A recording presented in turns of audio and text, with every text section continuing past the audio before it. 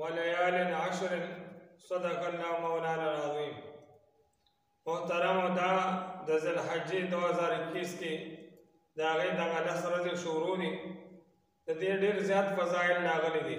د لوی اختر نه مخکې چې کومې دا 10 ورځې دي ډېر په حدیثونو کې دې فضایل راغلي.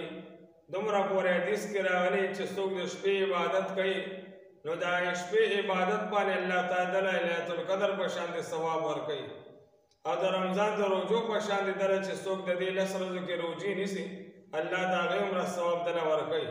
حکمن حقیقتا خو د هغې خپل ثواب دی. دویم حدیث کې د دې فضیلت راغلی د دې 10 ورځو وایي یو نوجوان نه عائشې رضی الله تعالی عنها خسا هغې نبي علیه السلام خسا ولیږلو د حج ورځې وې. نبی علیہ السلام طیبی دا خو قیمتي ورځې دي او شاعر الله دا شان دي د هغې ورځې دي او دا شان دي د حج ورځې دي. خلک به دعاګانې کوي. نبی علیہ السلام ورته وفرمایل چې څوک په دې ورځو کې روژه ونیسي نو الله تعالی دله د هغې 100 غلامانو ازادولو او د 100 اوښانو د الله په لاره کې صدقې ورکولو او دقه شان دي د 100 اسونو چې هغې سره خپل مجاهدین او شهسواران یې دی د الله په لاره کې هغه ولیږي نو چې د درې واړه څومره ثواب دی نو الله تعالی دله په دا یو روژه باندې دومره ثواب ورکوي. او بیا چې کله د دې د ذوالحجې 8 تاریخ شي نو هغې ورځ باندې الله تعالی یو په 1000 باندې بیا وګرځوي، یعنی 100 غلامان او 1000 غلامان او 1000 اوښان او 1000 هغه اسونه غوړه سوار چې کوم شهسواران یې ورسره الله په لاره کې ولېږي نو 1000 عمره ثواب د دې په بدل شي په هغې باندې.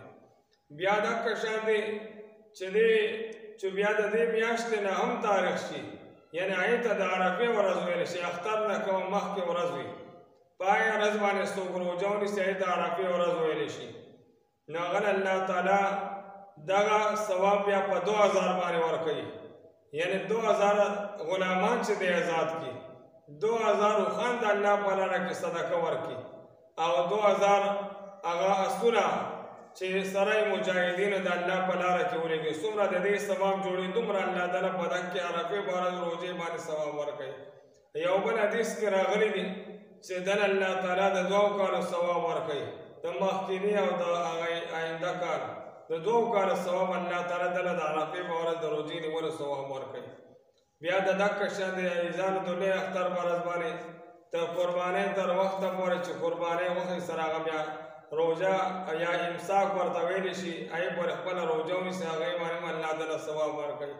موږ تاسو له پکار چې موږ د دې 10 ورځو خیال وساتو دا رانه خالي تېرې نه شي. ډېر زیات د دې فضیلتونه راغلي دي چې موږ نوافل کوو، ذکر کوو او وظایف کوو نو الله تعالی موږ د دنیا و آخرت ښایسته وګرځوي.